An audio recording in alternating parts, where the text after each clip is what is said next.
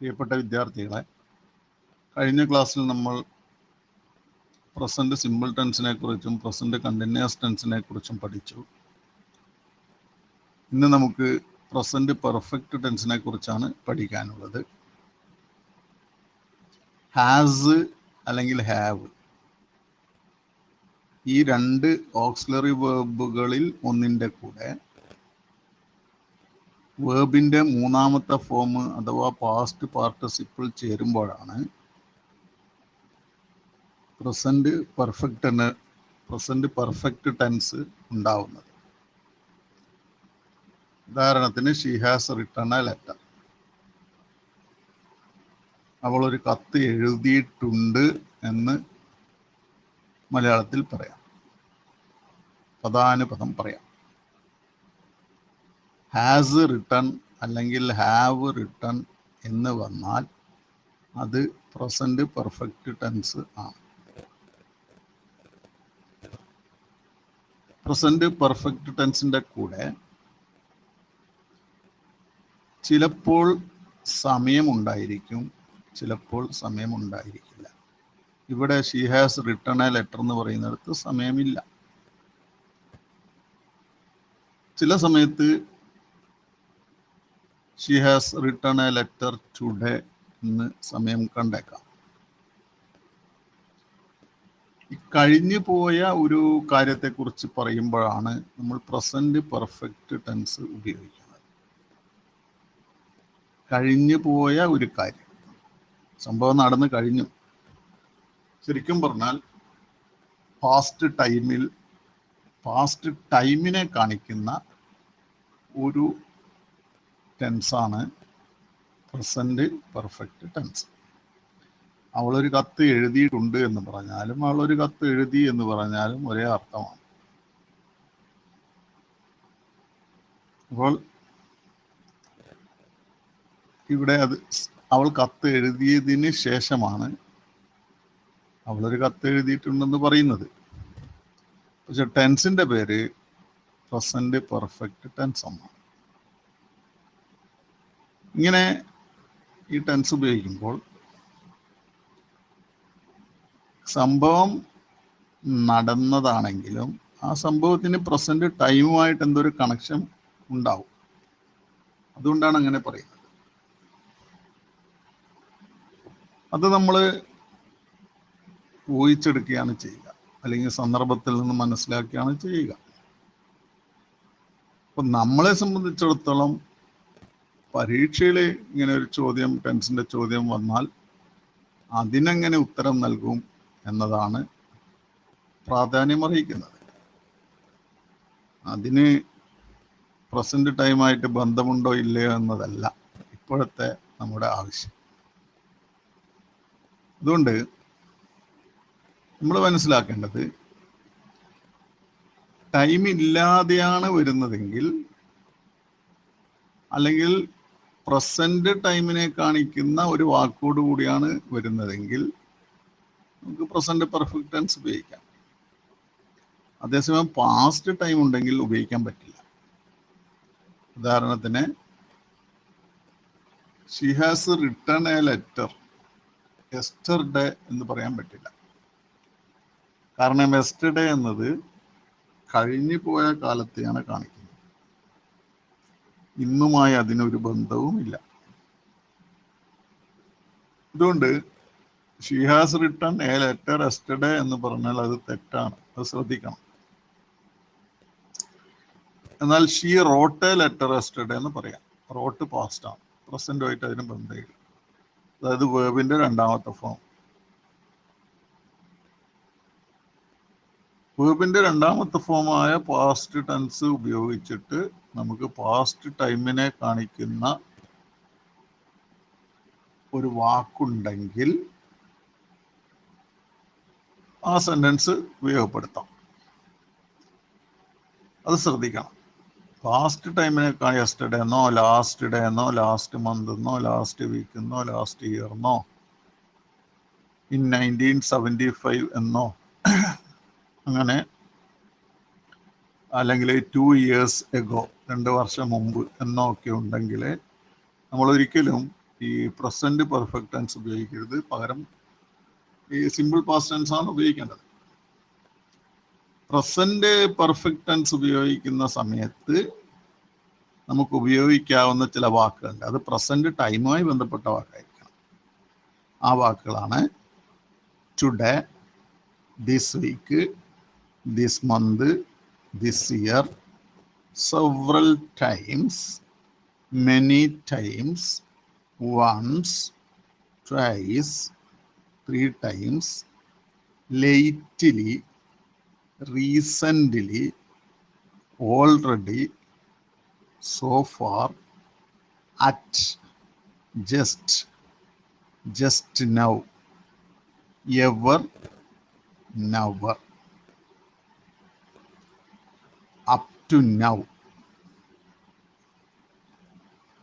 കൂടാതെ for plus period of time, since plus starting time.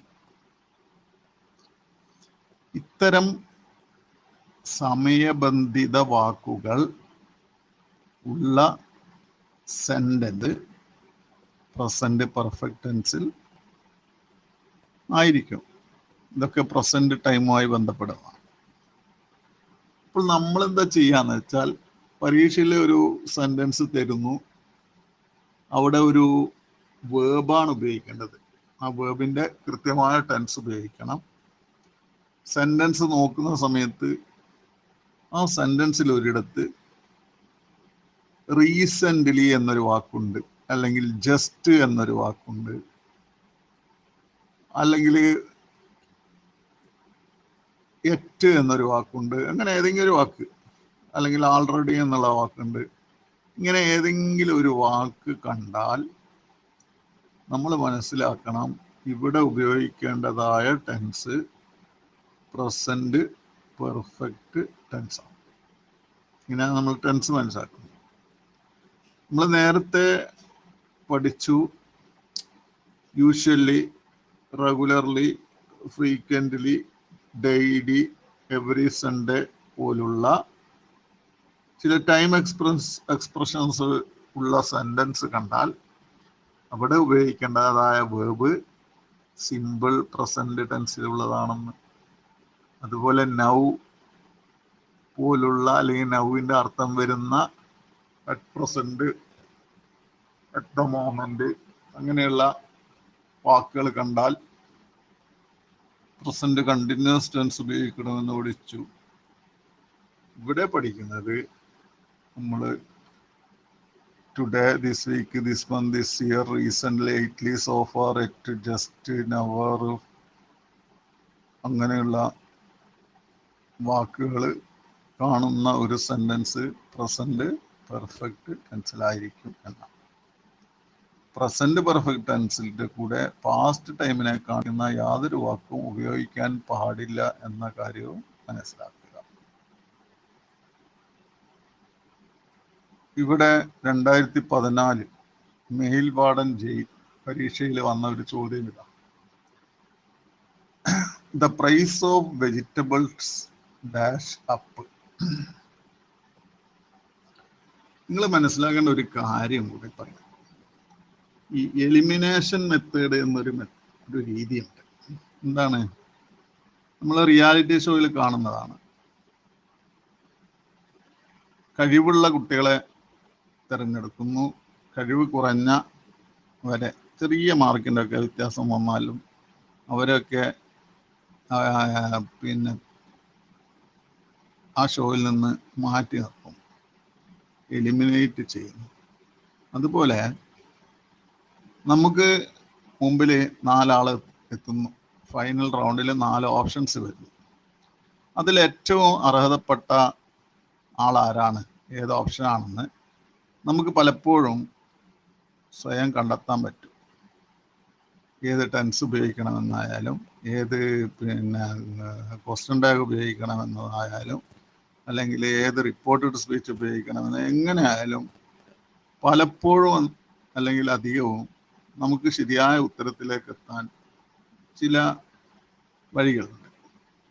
അത്തരമൊരു വഴി ഉപയോഗിച്ച് നമുക്ക് ഇവിടെയും ഉത്തരം കണ്ടെത്താം. പക്ഷെ അതിൻ്റെ കാതലായ വശം എന്താണെന്ന് വെച്ചാൽ, നിങ്ങൾക്ക് ബേസ് അറിഞ്ഞിരിക്കണം. ഇംഗ്ലീഷിൻ്റെ ബേസ് അറിയാത്ത ഒരാൾക്ക് ഒന്നും ചെയ്യാൻ പറ്റില്ല. ഇംഗ്ലീഷിൻ്റെ അടിസ്ഥാനപരമായ കാര്യങ്ങൾ അറിഞ്ഞിരിക്കണം. ഇവിടെ അങ്ങനെയുള്ള ഒരാൾ ഉത്തരത്തിൽ എങ്ങനെ എത്തുമെന്ന് നോക്കാം. The price of vegetables dash up. Okay, ഒന്നാമത്തെ ഓപ്ഷനിൽ വന്നിട്ടുള്ളത് ഗോൺ എന്നാണ്. ഈ ഗോൺ ഇവിടെ ഉപയോഗിക്കാൻ പറ്റുമോ ഇല്ല? ഇങ്ങനെ ചിന്തിക്കാൻ അല്പസമയമെടുക്കും. പക്ഷെ നമ്മൾ ഇങ്ങനെ എലിമിനേഷൻ മെത്തേഡിലേക്ക് കടന്ന് ഓരോന്നിൻ്റെയും എവിടെ ഉപയോഗിക്കും, എവിടെ ഉപയോഗിക്കാൻ പാടില്ല, ഇവിടെ ഉപയോഗിക്കാൻ പറ്റുമോ, ഇവിടെ എന്തുകൊണ്ട് ഉപയോഗിക്കാൻ പറ്റില്ല, ഇനി ഇതെവിടെ ഉപയോഗിക്കാൻ പറ്റും, ഇങ്ങനെയുള്ള കാര്യങ്ങൾ പഠിക്കുമ്പോൾ നമ്മളിപ്പോൾ പഠിക്കുകയാണല്ലോ. അപ്പോൾ അതിന് അല്പം ടൈം എടുക്കും. പരീക്ഷയിലെത്തുമ്പോഴേക്കും ഇതിൻ്റെ വേഗത വർദ്ധിച്ചിരിക്കും. നമ്മളിത് ദിവസവും ഇങ്ങനെ ചെയ്യുകയാണെങ്കിൽ വേഗത വർദ്ധിക്കും. അപ്പോൾ നമുക്ക് പരീക്ഷാ ഹാളിലെത്തിയാൽ ഉത്തരത്തിലേക്ക് പെട്ടെന്ന് കടന്നെത്താൻ കഴിയും. നമ്മൾ പഠിക്കുന്ന നിയമങ്ങളും ഓർമ്മിക്കണം. ഈ നിയമങ്ങളെല്ലാം തലയിൽ വെച്ചിട്ട് നിർത്താൻ എല്ലാവർക്കും കഴിയില്ല. നിങ്ങൾക്കായാലും എനിക്കായാലും ഒന്നും കഴിയില്ല. അത് തന്നെ നമ്മൾ ആശ്രയിക്കുന്നത് പ്രാക്ടീസ് ചെയ്യലാണ്. അപ്പം നമ്മളൊരു നിയമം പഠിക്കുന്നു, ടുഡേ എന്നും ദിസ് വീക്ക് എന്നും ദിസ് മന്ത് റീസെൻ്റ്ലി ലേറ്റ്ലി എല്ലാം കണ്ടാൽ പ്രസൻറ്റ് പെർഫെക്റ്റ് ടെൻസ് ഉപയോഗിക്കാമെന്ന്. പക്ഷെ ഇത് മനസ്സിലെപ്പോൾ ഈ വാക്കുകൾ തങ്ങി നിൽക്കണമെന്നില്ലല്ലോ. അപ്പോൾ നമ്മളിതിങ്ങനെ ചെയ്തുകൊണ്ടേ ഇരിക്കുമ്പോൾ ഈ വാക്കുകളൊക്കെ നമ്മുടെ മനസ്സിൽ അങ്ങ് ഇംപ്ലാന്റഡ് ആവും. അങ്ങനെയാണ് നമ്മൾ ഈ ശരി ഉത്തരത്തിലേക്ക് എത്താൻ പഠിക്കുക. അപ്പോൾ നമുക്ക് തിരിച്ചു വരാം. The price of vegetables dash up gone ഉപയോഗിക്കാൻ പറ്റുമോ എന്ന് ചോദിച്ചാൽ ഇതിനെ കുറിച്ച് അറിയുന്ന ഒരു വിദ്യാർത്ഥി പറയും പറ്റില്ല എന്ന്. എന്തുകൊണ്ട് പറ്റില്ല എന്ന് ചോദിച്ചാൽ ഗോണ് ഗോ എന്ന വേർബിൻ്റെ പാസ്റ്റ് പാർട്ടിസിപ്പിളാണ്, മൂന്നാമത്തെ ഫോമാണ്. അത് നിങ്ങൾക്ക് അറിയാവുന്ന കാര്യമാണല്ലോ. ഗോ വെൻറ്റ് ഗോൺ എന്നാണല്ലോ. ഈ ഗോണിൻ്റെ പ്രത്യേകത എന്താ? ഗോണിന് ഒറ്റക്ക് നിൽക്കാൻ പറ്റില്ല. ഗോൺ ഒറ്റക്ക് നിൽക്കുമ്പോൾ വീണു പോകും. അപ്പോൾ വീഴാതിരിക്കാൻ വേണ്ടി മൂപ്പർ അത്രയും പ്രായമുള്ള ആളാണെന്ന് കരുതിക്കോ. അപ്പോൾ എഴുന്നേറ്റ് നിൽക്കാൻ പറ്റില്ല. എഴുന്നേറ്റ് നിൽക്കണമെങ്കിലോ ഒരാളെ സപ്പോർട്ട് വേണം. അന്നെനിക്ക് മകനോ മകളോ അല്ലെങ്കിൽ പേരക്കുട്ടിയോ മൂപ്പറെ താങ്ങി നിർത്തണം. ആ അവസ്ഥയിലാണ് മൂപ്പർ ഇപ്പോൾ ഇവിടെ ഉള്ളത്. കാരണം ഗോൺ ഒറ്റക്ക് ഉപയോഗിക്കുന്ന ഒരു വേർബല്ല, മറിച്ച് ഒരു സബ്ജക്റ്റിന് ശേഷം ഗോൺ ഉപയോഗിക്കണമെങ്കിൽ സാധാരണഗതിയിൽ മൂപ്പറുടെ കൂടെ ഒരു ഓക്സിലറി വേർബ് വേണം. അതായത് സഹായിക്കാൻ ഒരാൾ വേണം. ആരാണ് സഹായിക്കാൻ വരുന്ന ആള്? എല്ലാ മക്കളൊന്നും സഹായിക്കണം എന്നില്ലല്ലോ, എല്ലാ പേരക്കുട്ടികളൊന്നും സഹായിക്കണം എന്നില്ല. ഇവിടെ മൂപ്പറെ സഹായിക്കാൻ വരുന്നത് ആകെ ഏതാനും പേര്, പ്രത്യേകിച്ച് 3 പേരാണ്. സാധാരണ വരാറുള്ളത് 3 പേരാണ്. വേറെ ചിലരുണ്ട്, അവരെപ്പോഴെങ്കിലും എത്തും. ആ 3 പേര് ആരൊക്കെയാണ്? ഒന്ന് ഹാവ് ആണ്, ഒന്ന് ഹാസ് ആണ്, ഒന്ന് ഹാഡാണ്. അപ്പോൾ നമുക്ക് ഹാവ് ഗോണെന്നോ ഹാസ് ഗോണെന്നോ ഹാഡ് ഗോണെന്നോ ഉണ്ടെങ്കിൽ അതിൽ അനുയോജ്യമായത് എടുത്തിട്ട് പ്രൈസ് ഓഫ് വെജിറ്റബിൾസിന് ശേഷം ഉപയോഗിക്കാം. കാരണം ഈ പ്രൈസ് ഓഫ് വെജിറ്റബിൾസ് അഥവാ പച്ചക്കറികളുടെ വില എന്ന് പറയുന്നതാണല്ലോ സബ്ജക്റ്റ്. അതുകൊണ്ട് എന്ത് പറ്റില്ല, ഇവിടെ ഗോൺ ഉപയോഗിക്കാൻ പറ്റില്ല. ഇത് നിങ്ങൾ മനസ്സിലാക്കണം. അതുപോലെ തന്നെ ING വേവ്. ING വേവും പ്രായമായ ആളാണ്, മൂപ്പർക്കും ഒറ്റക്ക് നിൽക്കാൻ പറ്റില്ല, സഹായിക്കാൻ ആൾ വേണം. ഇനി നമുക്ക് എടുക്കാം, അടുത്തയിലേക്ക് കിടക്കാം. അടുത്തത്, അപ്പോൾ ഒന്നാമത്തെ മനസ്സിലായല്ലോ, എലിമിനേഷൻ നടന്നു. ഇനി രണ്ടാമത്തത് 6 ഗോണാണ്. 6 ഗോണിലേക്ക് കിടക്കുമ്പോൾ പറ്റുമോ എന്ന് ചോദിച്ചാൽ അറിയുന്ന ഒരു വിദ്യാർത്ഥി ഉടനെ പറയും പറ്റില്ല സാറേ എന്ന്. എന്താ കാരണം? കാരണം പറയണല്ലോ. കാരണം ഒന്നേ ഉള്ളൂ, ദ പ്രൈസ് ഓഫ് വെജിറ്റബിൾസ്. ഇതിൻ്റെ സബ്ജക്റ്റ് വെജിറ്റബിൾസ് അല്ല, പിന്നെ ആരാണ്? പ്രൈസാണ്. വെജിറ്റബിൾസിൻ്റെ വില എന്നാണ് പറയുന്നത്, പച്ചക്കറികൾ എന്നല്ല പറയുന്നത്, പച്ചക്കറികളുടെ വില. അപ്പോൾ ആരാണ് ശരിക്കും സബ്ജക്റ്റായിട്ട് പരിഗണിക്കപ്പെടേണ്ടത്? വില എന്നതിനെയാണ്. അത് നിങ്ങളൊന്ന് മനസ്സിലാക്കണം. സാധാരണഗതിയിൽ ഒരു സബ്ജക്റ്റ് എന്ന് പറയുന്നത് സ്വതന്ത്രമായി നിൽക്കുന്ന ഒരു വേർഡാണ്, ഒരു നൗണ്. ഇവിടെ നോക്ക് നിങ്ങൾ, വെജിറ്റബിൾസ് എന്ന് മാത്രമാണെങ്കിൽ അത് സ്വതന്ത്രമാണ്, അതിൻ്റെ കൂടെ വേറെ ആരും ഇല്ല. പക്ഷെ അന്നേരം നമ്മൾ പച്ചക്കറികൾ എന്നല്ല പറയാം. ഓക്കെ, അതിനെ നമുക്ക് സബ്ജക്റ്റ് ആക്കാം. പക്ഷേ വെജിറ്റബിൾസിന്റെ മുമ്പിൽ ഓഫ് വന്നില്ലേ, അതൊരു പ്രപ്പോസിഷൻ അല്ലേ. അപ്പൊ എന്താവും, വെജിറ്റബിൾസ് എന്നല്ല അതിനർത്ഥം കിട്ടുക, വെജിറ്റബിൾസിൻ്റെ എന്നാണ് അർത്ഥം കിട്ടുക. അപ്പൊ ഒരു ഇൻ്റെ വന്നു അതിൻ്റെ കൂടെ, അതിന് സബ്ജക്റ്റായി നിൽക്കാൻ പറ്റില്ല. ഒരു പ്രപ്പോസിഷൻ ഒരു നൗണിന്റെ കൂടെ വന്നാൽ സാധാരണഗതിയിൽ അതിനൊരു സബ്ജക്റ്റായിട്ടോ ഒബ്ജക്റ്റായിട്ടോ നിൽക്കാൻ പറ്റില്ല. അതിന് മറ്റൊരാള് സബ്ജക്റ്റായിട്ട് കൂടെ ഉണ്ടാവും. അപ്പോൾ ഇവിടെ ആരാളുള്ള സബ്ജക്റ്റായിട്ട്? പ്രൈസ് ഉണ്ട്. നമ്മൾ സ്വാഭാവികമായിട്ട് സംഭവിക്കുക എന്താണെന്ന് വെച്ചാൽ, വെജിറ്റബിൾസ് പ്ലൂറലാണ് എന്ന ധാരണയിൽ തുടർന്നൊരു പ്ലൂറൽ വേർബ് അങ്ങോട്ട് വെക്കും. 6 പ്ലൂറൽ വേർബാണ്, നിങ്ങൾക്ക് അറിയാമല്ലോ. അതിൻ്റെ സിംഗുലർ വേർബ് ഈസ് ആണല്ലോ. അപ്പൊ നമ്മൾ എന്താ വിചാരിക്കും, 6 വെജിറ്റബിൾസ് പ്ലൂറലല്ലേ, അതുകൊണ്ട് 6 അങ്ങ് വെച്ചേക്കാം. അല്ലെങ്കിൽ ഇപ്പറേ ഹാവ് ഉണ്ട്, അതും പ്ലൂറലാണല്ലോ.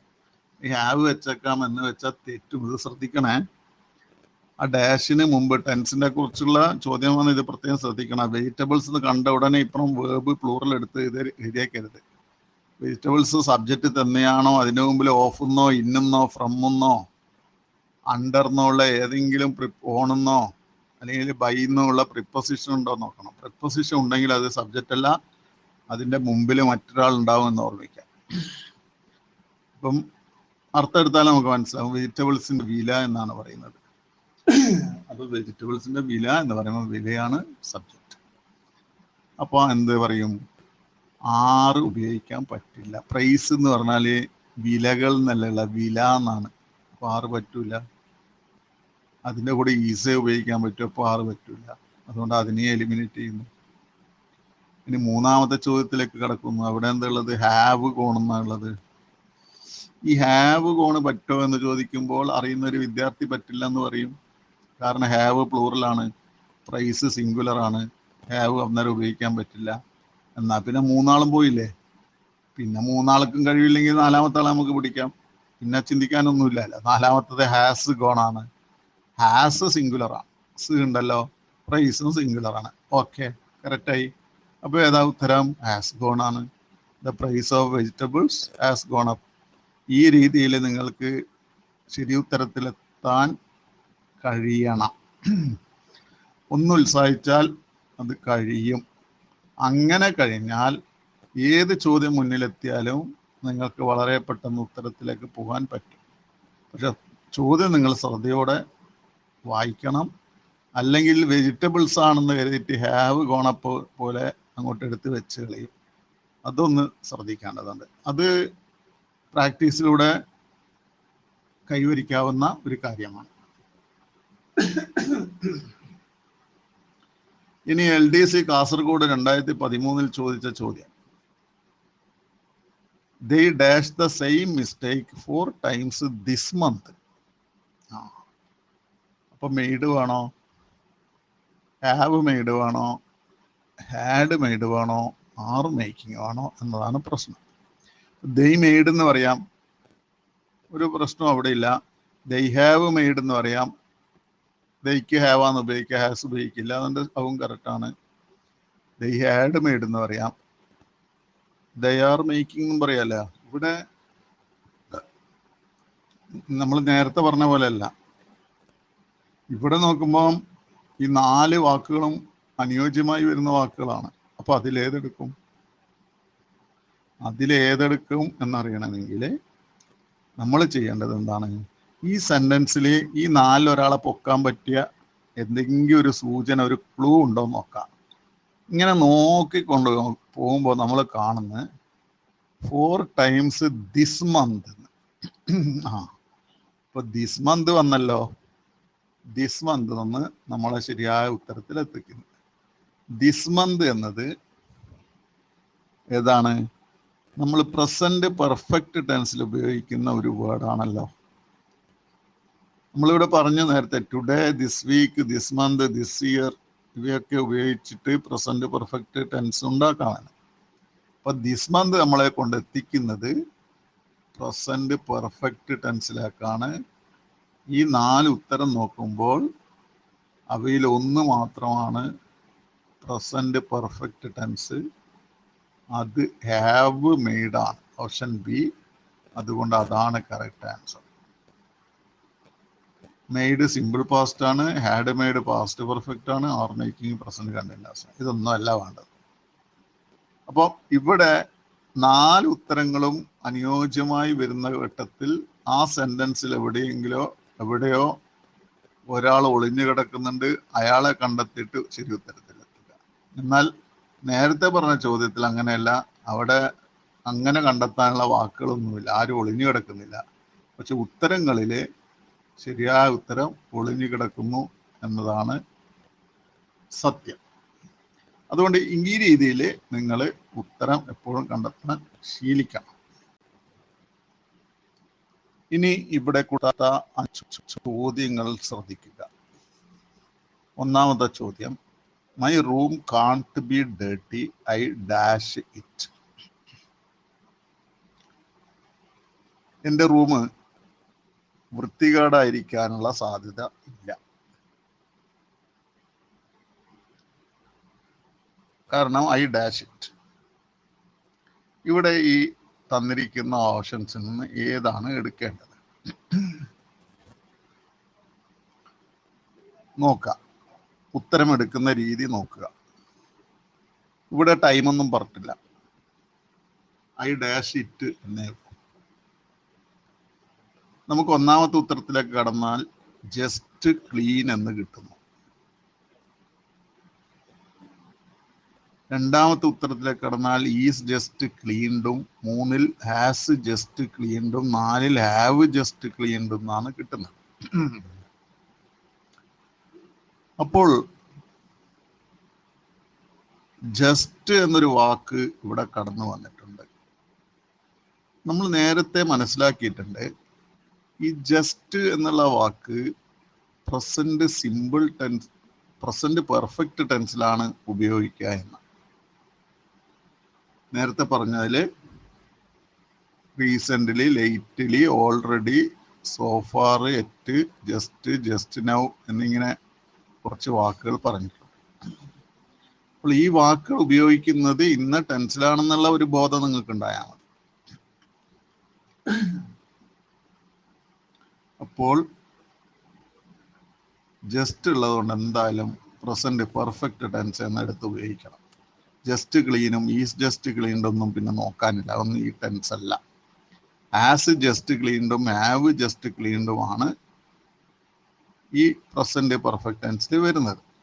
ഇപ്പം ഹാസ് വേണോ അല്ല ഹാവ് വേണോ എന്നെ പിന്നെ നോക്കണ്ടു. അപ്പോൾ നിയമം അറിയുന്ന പ്രാഥമികമായ അറിവുള്ള ഏതൊരു വിദ്യാർത്ഥിക്കും അറിയാം, ഐ എന്ന വാക്കിന് ശേഷം, ഐ എന്ന സബ്ജക്റ്റിന് ശേഷം വരുന്നത് എസ് ആവശ്യമില്ലാത്ത വേർബായിരിക്കും, ഒരിടത്തൊഴിച്ച്. ഒരിടം വോസ് ആണ്. വോസ്, ഐ വോസ് എന്ന് പറയും. വാസിനെ മാറ്റി നിർത്തിയാൽ പിന്നെ ഒരു വേർബും, എസ്സിൽ അവസാനിക്കുന്ന ഒരു വേർബും ഐക്ക് ശേഷം ഉപയോഗിക്കുന്നില്ല. അപ്പോൾ നമുക്കറിയാം ഐ ഹാസ് തെറ്റാണ്, ഐ ഹാവ് ജസ്റ്റ് ക്ലീൻഡ് ആണ് ശരി, ഓപ്ഷൻ ഡി ആണ് ശരിയെന്ന് മനസ്സിലാക്കും.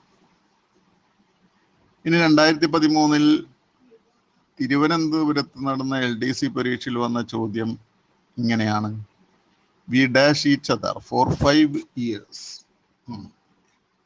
അപ്പോൾ ഇവിടെ നോക്കുമ്പോൾ ഒരാൾക്ക് ഇതിനെക്കുറിച്ച് അറിയുന്ന ഒരാൾക്ക് പറയാൻ പെട്ടെന്ന് ഉത്തരം പറയാനുള്ള മാർഗമുണ്ട് ഇതിൽ. ഈ സെന്റൻസ് നോക്കുമ്പോൾ തന്നെ എങ്കിലും നമുക്ക് ഓപ്ഷനിലൂടെ ഒന്ന് കണ്ണോടിക്കാം. ഓപ്ഷനിൽ ന്യൂ ഉണ്ട്, പാസ്റ്റ് ടെൻസ്, ബിക്ക് ശേഷം ന്യൂ ഉപയോഗിക്കാമല്ലോ.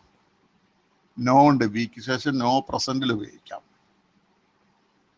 പിന്നെ ഉള്ളത് നോസ് ആണ്. നോസ് ഉപയോഗിക്കാൻ പറ്റില്ല, കാരണം ബി പ്ലൂറലാണ്, നോസ് സിംഗുലറാണ്. അപ്പോൾ നോസിനെ ഒഴിവാക്കാം, അത് പറ്റില്ല. അപ്പോൾ നോസിനെ എലിമിനേറ്റ് ചെയ്യണം. പിന്നെ ഹാവ് നോൺ ഉണ്ട്, ഹാവ് വിക്ക് ശേഷം ഉപയോഗിക്കാവുന്നതുകൊണ്ട് ഹാവ് നോണും നമുക്ക് പറ്റും. അപ്പോൾ വിക്ക് ശേഷം ഉപയോഗിക്കാവുന്ന ന്യൂ, നോ, ഹാവ് നോണിൽ ഏത് തിരഞ്ഞെടുക്കണം? ആ തിരഞ്ഞെടുപ്പിനാണ് നമ്മളെ സഹായിക്കുന്നത് ഈ സെന്റൻസിലെ 4-5 years എന്ന സമയം. 4 + ടൈം അതുപോലെ തന്നെ സിൻസ് പ്ലസ് ടൈം വന്നാൽ അവിടെ ഉപയോഗിക്കേണ്ട ടെൻസാണ് ഒന്നുകിൽ പ്രസന്റ് പെർഫെക്റ്റ് ടെൻസ് അല്ലെങ്കിൽ പ്രസന്റ് പെർഫെക്റ്റ് കണ്ടിന്യൂസ് ടെൻസ്. ചില ഘട്ടത്തിൽ അവിടെ പാസ്റ്റ് പെർഫെക്റ്റ് കണ്ടിന്യൂസ് ടെൻസും ഉപയോഗിക്കും. അതെങ്ങനെയാണ് നമുക്ക് പറയുക പഠിക്കാം. ഇവിടെ ശ്രദ്ധിക്കേണ്ടത് പ്രസന്റ് പെർഫെക്റ്റ് കണ്ടിന്യൂസ് ടെൻസിലാണ് സാധാരണ 4+ ടൈമും സിൻസ് പ്ലസ് ടൈമും ഉപയോഗിക്കുക. എന്നാൽ നമ്മൾ നേരത്തെ പഠിച്ചിട്ടുണ്ട് ലവ്, ഹെയ്റ്റ്, നോ പോലുള്ള ചില വേർബ്സ് കണ്ടിന്യൂസ് ടെൻസിൽ ഉപയോഗിക്കാൻ പാടില്ല എന്ന്. അത്തരം വേർബ്സ് വരുന്ന ഘട്ടത്തിലാണ് സാധാരണ ഈ 4+ ടൈമും സിൻസ് പ്ലസ് ടൈമും പ്രസന്റ് പെർഫെക്റ്റ് ടെൻസിൻ്റെ പ്രസന്റ് പെർഫെക്റ്റ് ടെൻസിൽ ഉപയോഗിക്കുന്നത്. അല്ലെങ്കിൽ സാധാരണ അവരെവിടെയാണെന്ന് വെച്ചാൽ പ്രസന്റ് പെർഫെക്റ്റ് കണ്ടിന്യൂസ് ടെൻസിലാണ്. ഇവിടെ നോ എന്നാണല്ലോ വന്നത്. നോ കണ്ടിന്യൂസ് ടെൻസിൽ നോയിങ് എന്ന് പറഞ്ഞിട്ട് ഉപയോഗിക്കാൻ കഴിയില്ല. അതായത് we have been knowing, we are knowing അങ്ങനെ ഉപയോഗിക്കാൻ കഴിയില്ല. We known, we knew, we have known അല്ലെങ്കിൽ വി ഹാഡ് നോന്നോ ഒക്കെ ഉപയോഗിക്കാൻ പറ്റും. അപ്പോൾ ഈ 4-5 ഇയേഴ്സ് അതായത് 4+ ടൈം ഉള്ളത് കൊണ്ട് ഇവിടെ നമുക്ക് എന്തെടുക്കണം? പ്രസന്റ് പെർഫെക്റ്റ് ടെൻസ് എടുക്കണം. അപ്പോൾ ആകെ ഒരു പ്രസന്റ് പെർഫെക്റ്റ് ടെൻസേ ഉള്ളൂ, അത് ഹാവ് നോൺ ആണ്. അപ്പോൾ ഓപ്ഷൻ ഡി ആണ് കറക്റ്റ് ആൻസർ. ഇനി 2016 പോലീസ് കോൺസ്റ്റബിൾ പരീക്ഷയിൽ വന്ന ചോദ്യം, ഐ ഡാഷ് റെഡ് ചെമ്മീൻ. ഇവിടെ ടൈമൊന്നും പറയുന്നില്ല. ഓപ്ഷൻസിലേക്ക് പോവാം. ഓപ്ഷൻസിലേക്ക് പോകുമ്പോൾ ഒന്നാമത്തെ ഓപ്ഷൻ ഡിഡാണ്. സാധാരണ നമ്മൾ ഐ ഡിഡ് റീഡ് എന്ന് പറയാറില്ല. നെഗറ്റീവിൽ നമ്മൾ ഐ ഡിഡിൻ്റെ റീഡ് എന്ന് പറയും. അപ്പോൾ ഐ ഡിഡ് റീഡ് ചെമ്മീൻ എന്ന് സാധാരണ പറയാറില്ല. അതുകൊണ്ട് അത് ഒഴിവാക്കുന്നു. നമ്മളൊന്നുകിൽ ഐ റീഡ് എന്നല്ല പറയൂ. ഐ ഡിഡ് റീഡ് അല്ലെങ്കിൽ ഡിഡ് റീഡ് എന്ന് പറയുന്നത് റെഡ് പാസ്റ്റ് ആണ്. റെഡിൻ്റെ സ്പ്ലിറ്റ് ചെയ്തിട്ടാണ് നമുക്ക് ഡിഡ് റീഡ് കിട്ടുക. അപ്പോൾ ഐ റെഡ് ചെമ്മീൻ, ഞാൻ ചെമ്മീൻ വായിച്ചു അല്ലെങ്കിൽ വായിച്ചിരുന്നു എന്നത് വായിച്ചിട്ടില്ല എന്ന് പറയാൻ വേണ്ടിയിട്ട് റെഡിനെ സ്പ്ലിറ്റ് ചെയ്ത് ഡിഡ് റീഡ് എന്നാക്കിയിട്ട് ഡിഡ് എടുത്ത് ഓക്സിജൻ ഐക്ക് മാറ്റിയിട്ട് ഡിഡ് എടുത്തിട്ട് നോട്ടിൻ്റെ കൂടെ ചേർത്തിട്ട് ഐ ഡിഡിൻ്റെ റീഡ് ചെമ്മീൻ, ഞാൻ ചെമ്മീൻ വായിച്ചിട്ടില്ല എന്നാക്കും കൊണ്ടുവരും. അതിൻ്റെ ആവശ്യം ഇവിടെ ഇല്ലല്ലോ. പോസിറ്റീവ് സെൻറ്റൻസിൽ ഐ ഡിഡ് റീഡ് എന്ന് സാധാരണ പറയാറില്ല. പിന്നെ വരുന്നത് ഹാവ് ആണ്. ഐക്ക് ശേഷം ഹാവ് ഉപയോഗിക്കാം. ഓക്കെ, എന്നാൽ അടുത്ത നോക്കിയാട്ടെ, ഹാസ് ആണ്. ഐക്ക് ശേഷം ഹാസ് ഉപയോഗിക്കാൻ പറ്റുമോ? പറ്റില്ല. ഐക്ക് ശേഷം എസ് വരുന്നത് വാസ് മാത്രമാണ്. വാസ് അല്ലാതെ വേറൊന്നിൻ്റെ കൂടെ എസ് വരാൻ പാടില്ല. അപ്പോൾ ഡസും പറ്റില്ലല്ലോ. അപ്പോൾ ഐ ഹാവ്, ഐ ഡൂ എന്ന് അങ്ങനെയല്ലേ വരാം. അപ്പോൾ നമുക്ക് ഇവിടുത്തെ പെട്ടെന്ന് ഉത്തരത്തിലേക്ക് എത്താൻ പറ്റുന്ന ഇവിടെ ഹാവ് ആണ് വേണ്ടതെന്ന്.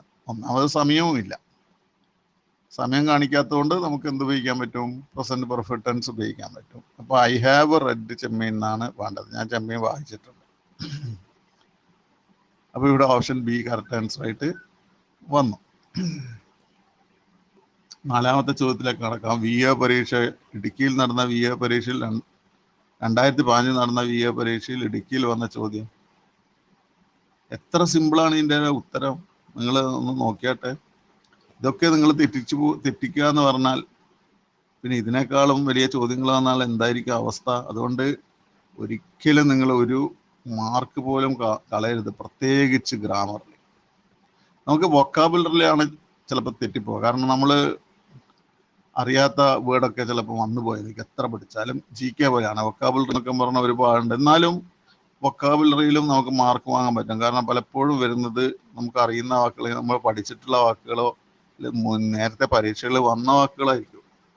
വൊക്കാബുലറി പോലെ അല്ല ഗ്രാമർ. ഗ്രാമർ അല്പം ഒന്ന് ശ്രദ്ധിച്ചാൽ നമുക്ക് മാർക്ക് തീർച്ചയായിട്ടും വാങ്ങാൻ പറ്റും. ചിലപ്പോൾ ഇതുപോലെ വളരെ സിമ്പിളായിട്ടുള്ള ചോദ്യങ്ങളാണ് വരുന്നത്. അധികം സിമ്പിളായിട്ടുള്ള ചോദ്യം വന്നാലും പ്രശ്നമുണ്ട്, കട്ട് ഓഫ് മാർക്ക് കൂടും. അതുകൊണ്ട് കുറച്ചൊക്കെ സിമ്പിൾ അല്ലാത്തതും വരണം. അതിനനുസരിച്ച് നിങ്ങൾക്ക് നിങ്ങളുടെ സ്റ്റാൻഡേർഡ് നിങ്ങൾ ഉയർത്തുകയും വേണം. ഇതെന്താ ചോദ്യം? My younger son has just dash letter. ഇവിടെ ഹാസ് ഉണ്ട്, ജസ്റ്റ് ഉണ്ട്. ഹാസിന് ശേഷം ഉപയോഗിക്കേണ്ട വേർബിന്റെ ഫോം അറിയുന്ന ഒരാൾക്ക് ഉടനെ ഉത്തരം കണ്ടെത്താൻ കഴിയും. അത് ഓപ്ഷൻ എ, റിട്ടേൺ ആണെന്ന്. കാരണം ഹാസ്, ഹാവ്, ഹാഡ് ഈ 3 ഓക്സിലറി വേർബ്സിന് ശേഷം പാസ്റ്റ് പാർട്ടിസിപ്പിൾ ഓഫ് വേർബിന്റെ പാസ്റ്റ് പാർട്ടിസിപ്പിൾ, അതായത് വേർബിന്റെ 3ാമത്തെ ഫോമാണ് ഉപയോഗിക്കേണ്ടത്. നിങ്ങൾക്കറിയാമല്ലോ അത്. Take, took, taken, give, gave, given, write, wrote, written, അങ്ങനെയുള്ള എത്രയോ വേർബില്ലേ ഇംഗ്ലീഷിൽ. വേർബിന്റെ ലിസ്റ്റ് ഞാൻ നേരത്തെ തന്നതുമാണ്. അപ്പം 3ാമത്തെ ഫോം ഉപയോഗിക്കണം. ഇവിടെ റൈറ്റ് അല്ല, റൈറ്റ് 1ാമത്തെ ഫോം, റൈറ്റിങ് 5ാമത്തെ ഫോം, റോട്ട് 2ാമത്തെ ഫോം, റിട്ടേൺ 3ാമത്തെ ഫോം. ഇപ്പോൾ കണ്ണും പൂട്ടി ഉത്തരം പറയാൻ പറ്റി. ഇതിൻ്റെ ആൻസർ റിട്ടേൺ ആണ്. അത്ര സിമ്പിളായി ചോദ്യം. ഇനി 2016 നടന്ന കമ്പ്യൂട്ടർ അസിസ്റ്റന്റ് പരീക്ഷയിൽ വന്ന ചോദ്യം എടുത്താലോ? Mister Johnson dash 12 films and his latest is the best. Johnson 12 film തയ്യാറാക്കിയിട്ടുണ്ട്, നിർമ്മിച്ചിട്ടുണ്ട്. അദ്ദേഹത്തിൻ്റെ ഏറ്റവും പുതിയ ഫിലിമാണ് ഏറ്റവും നല്ല ഫിലിം എന്നല്ല പറയുന്നത്. അപ്പം ഇവിടെ പാസ്റ്റ് ടൈമിനെ കുറിച്ച് നമ്മൾ നോക്കണ്ട. ഇവിടെ പാസ്റ്റ് ടൈമൊന്നും ഞാൻ പറയുന്നില്ല. അപ്പൊ സാധാരണ ഇതിൽ പാസ്റ്റ് ടൈം ഇല്ലെങ്കിൽ പാസ്റ്റ് ടൈമിനെ കാണിക്കുന്ന ഒരു വാക്കില്ലെങ്കിൽ നമ്മൾ പ്രസന്റിലേക്കാണ് സ്വാഭാവികം പോവുക. അപ്പം ഇവിടെ നമുക്ക് നോക്കാം. ഓപ്ഷനിൽ ഹാസ് മെയ്ഡ് ഉണ്ട്, ഹാഡ് മെയ്ഡ് ഉണ്ട്, മെയ്ഡ് ഉണ്ട്, ഈസ് മേക്കിംഗ് ഉണ്ട്. എന്തായാലും അദ്ദേഹത്തിൻ്റെ ലേറ്റസ്റ്റ്, അതായത് 12ാമത്തെ സിനിമയാണ് ഏറ്റവും നല്ലതെന്ന് പറയുമ്പോൾ ഈ 12 സിനിമ അദ്ദേഹം നിർമ്മിച്ച് കഴിഞ്ഞതായിരിക്കുമല്ലോ. നിർമ്മിച്ച് കഴിഞ്ഞത് കൊണ്ട് നമുക്ക് എന്താ വേണ്ട? ഈസ് മേക്കിങ് വേണ്ടല്ലോ. ഈസ് മേക്കിങ് ഇപ്പൊ നിർമ്മിച്ചു കൊണ്ടിരിക്കുമ്പോഴല്ലേ. അപ്പൊ അതിൻ്റെ കൂടെ ഒരു നൗ എന്നുള്ള ഒരു വാക്ക് വരണമല്ലോ. അങ്ങനെ ഇല്ല. അപ്പൊ ഈസ് മേക്കിങ്ങിനെ നമ്മൾ ഒഴിവാക്കുന്നു. പിന്നെ മെയ്ഡ് പാസ്റ്റ് ആണ്. പക്ഷെ ഇവിടെ പ്രസന്റുമായിട്ട് ബന്ധപ്പെടുത്തിയിട്ടാണ് സംഭവം പറയുന്നത്. ഈസ് എന്നുള്ള പ്രസന്റ് വേർബാന്ന് പറഞ്ഞിട്ടുള്ളത്. പാസ്റ്റ് ടൈമിനെ കാണിക്കുന്ന വാക്കുമില്ല. അപ്പൊ മെയ്ഡ് എന്ന പാസ്റ്റും അതുപോലെ ഹാഡ് മെയ്ഡ് എന്ന പാസ്റ്റും നമുക്ക് ആവശ്യമില്ല. നമുക്ക് വേണ്ടത് എന്താണ്? ഹാസ് മെയ്ഡേ വേണ്ടു. 12 സിനിമ ജോൺസൺ നിർമ്മിച്ചിട്ടുണ്ട് എന്നേ വേണ്ടു. നിർമ്മിച്ചിട്ടുണ്ടായിരുന്നു എന്നൊന്നും നമുക്ക് ആവശ്യമില്ല. കാരണം ഈ പ്രസന്റുമായി ബന്ധപ്പെടുത്തിയിട്ടാണ് പറയുന്നത്. അപ്പോൾ നമ്മൾ സ്വാഭാവികമായിട്ട് എടുക്കേണ്ടത് ഹാസ് മെയ്ഡ് തന്നെയാണ്.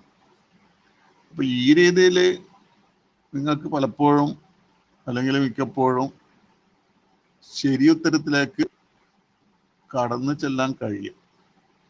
അപ്പൊ ഈ എലിമിനേഷൻ മെത്തേഡ് എന്നുള്ളത് നിങ്ങളൊന്ന് കൈപ്പിടിയിൽ ഒതുക്കാൻ ശ്രമിക്കണം. അതിലൂടെ നിങ്ങൾക്ക് കൂടുതൽ അറിവ് നേടാനും പറ്റും. ഇന്ന ഓപ്ഷൻ ശരിയാണ്, അതേപ്പോൾ അപ്പം അങ്ങനെ 3 ഓപ്ഷൻ തെറ്റിയത്, ആ 3 ഓപ്ഷൻ എവിടെയാണ് ശരിയാവുക, എന്തുകൊണ്ടാണ് ആ 3 ഓപ്ഷൻ തെറ്റുന്നത്, ഇങ്ങനെയൊക്കെ പഠിച്ചാൽ ആ GK-യിലായാൽ പോലും നിങ്ങൾക്ക് മാർക്ക് കൂടുതൽ കരസ്ഥമാക്കാൻ പറ്റും, കൂടുതൽ അറിവ് നേടാൻ പറ്റും. അപ്പോൾ ഈ കാര്യത്തിൽ നിങ്ങൾ പ്രത്യേകം ശ്രദ്ധിക്കുക.